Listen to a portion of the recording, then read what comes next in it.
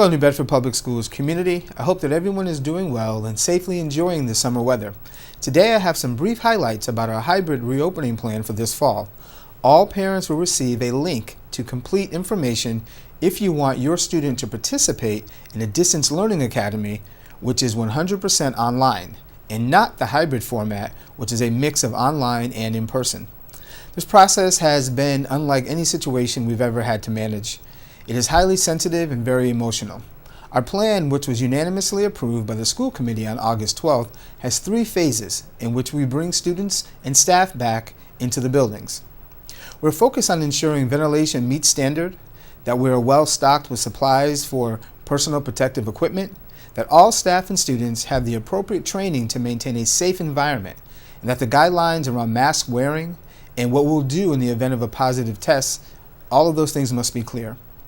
Our plan will adjust based on medical science and specific data.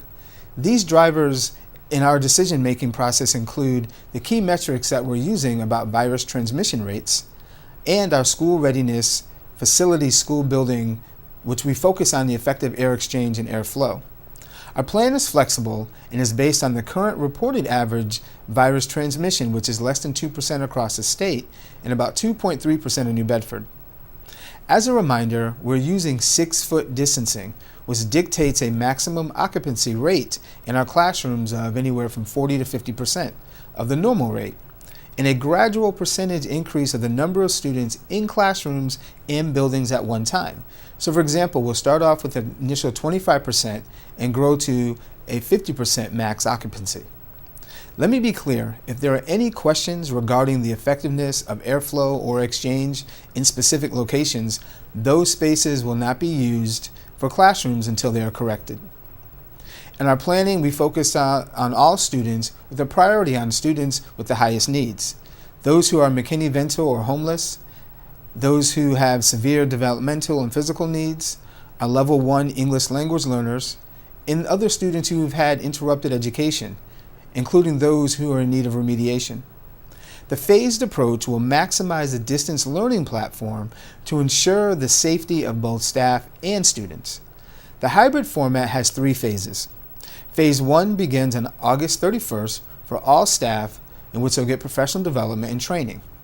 Now, our extended learning time schools, Parker Elementary, Hayden McFadden, will begin on August 24th with their staff, and Gomes Elementary will begin on August 25th with their staff for Phase 1. Phase 2 starts September 16th for in-person instruction for targeted students in our Cohort A for most schools, and our extended learning time schools, again Hayden McFadden, Parker, and Gomes, will begin their Cohort A students on September 10th. Now, schools are identifying students for Cohort A and will be contacting families to discuss. So if you have not heard from your school, you will very, very soon. On October 5th, students in Cohort B begin, and on October 19th, Cohort C begins. Schools will be contacting families again in the coming days to discuss all the details about who will be in which cohort. The overall hybrid format is as follows. As I said, Phase 1 is August 31st, where all staff will report and get training. Phase 2 starts September 16th, where selected students for Cohort A will be in school 5 days a week based on their needs, while all other students will participate in distance learning. Phase 3 begins October 5th. Students in Cohort A will continue their in-person instruction 5 days a week. Cohort B begins with students in the transition grades of pre-K, kindergarten, 6th grade, and 9th grade. So Cohort B1 will be in person Monday and Tuesday. They'll participate in distance learning Wednesday, Thursday, and Friday. Cohort B2 will be in person Thursday and Friday, and they will participate in distance learning on Monday, Tuesday, and Wednesday. You'll get all that information regarding those specific cohorts. And on October 19th, we'll add Cohort C, who are the remaining students that will be in Cohort C1 and Cohort C2. So C1 again is in person Monday and Tuesday. They participate in distance learning Wednesday, Thursday, and Friday. Cohort 2 is in person Thursday and Friday and will participate in distance learning Monday, Tuesday, and Wednesday. Remember that families, again, you're receiving a link to complete for each child that plans to participate in a distance learning academy. We realize that there will be exceptions and necessary accommodations for both staff and students. We know that some students have underlying health conditions and live with other family members who do as well. We understand that families need to make the decisions that are right for them.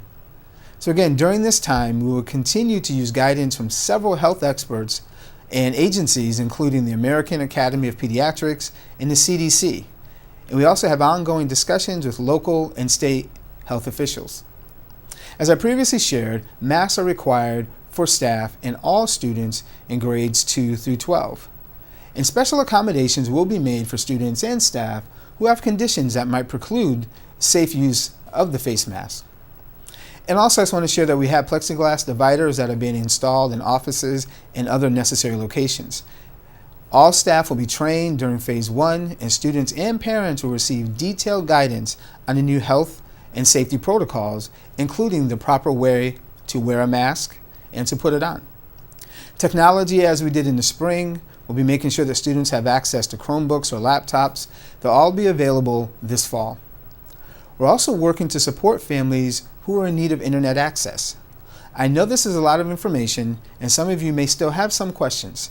So please contact your child's school or call the Family Support Line at 508-997-4515 for any assistance.